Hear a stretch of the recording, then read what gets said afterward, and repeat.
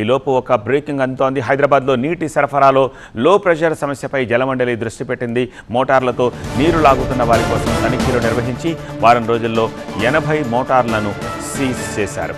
మొదటిసారి 5,000 పెనాల్టీ వేస్తామని, మళ్లీ తప్పు చేస్తే ఏకంగా కనెక్షనే కట్ చేసేస్తామంటున్నారు జలమండలి ఎండీ అశోక్ రెడ్డి.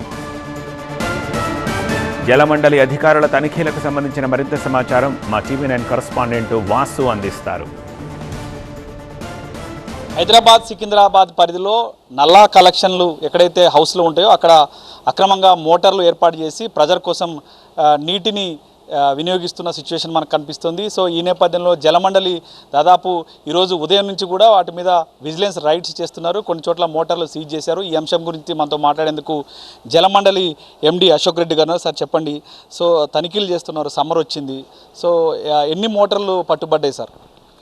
రీజన్ లో ప్రెషర్కి మెయిన్ రీజన్ ఏంటంటే చాలామంది మోటార్లు పెట్టేసి ట్యాప్కి బాగా లాగడంతో మిగతా వాళ్ళకి ఏరియాస్కి లో ప్రెషర్ వస్తుంది.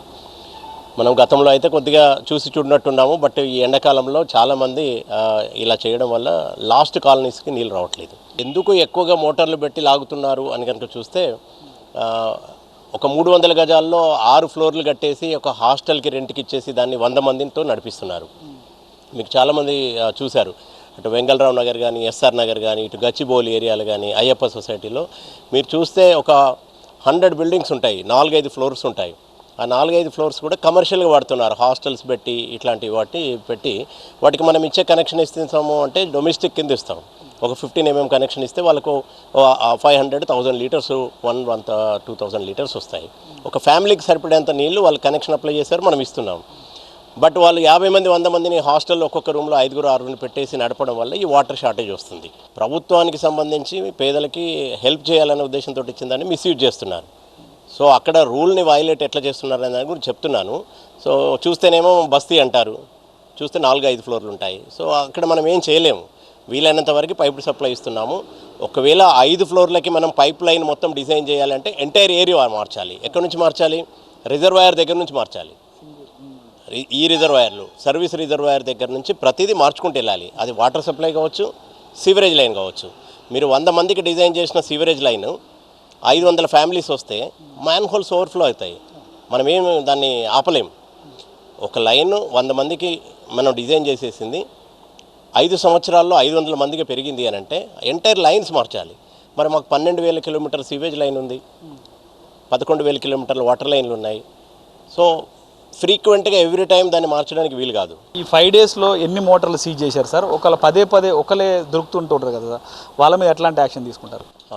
గత వారం రోజులుగా తనిఖీల్లో బయటపడ్డాయంటే యావరేజ్గా 15 నుంచి 20 మోటార్లు సీజ్ చేస్తున్నారు.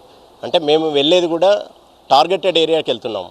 హైయెస్ట్ హాస్టల్స్, కమర్షియల్ ఏరియాస్, ఎక్కడైతే లో ప్రెషర్ మాకు కంప్లైంట్స్ వస్తున్నాయో ఆ ఏరియాస్ మాత్రమే మనము రైడ్ స్టార్ట్ చేసాము. మామూలు గృహ సముదాయాల్లోకి మనం వెళ్ళట్లా.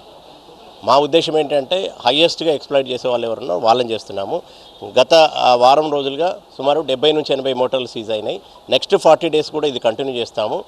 విజిలెన్స్ ఒకటే కాకుండా మా అధికారులు కూడా తనిఖీ చేసేసి 5,000 రూపీస్ పెనాల్టీ వేసి సీజ్ చేస్తున్నాము. సెకండ్ టైం కనుక మళ్ళీ తప్పు చేస్తే వాటర్ కనెక్షన్ కట్ చేయమని చెప్పేసి కూడా ఆదేశాలు ఇచ్చాము. పైప్ లైన్స్ ఏదైతే వాటర్ పైప్ లైన్స్ ఉన్నాయో ఆ పైప్ లైన్స్కి ఈ ఏదైతే ప్రెజర్ కోసం ఈ మోటార్లు బిగిస్తున్నారు కాబట్టి ప్రజల నుంచి ఎక్కువ సమస్య వస్తుంది, ప్రెజర్ తక్కువగా ఉందని.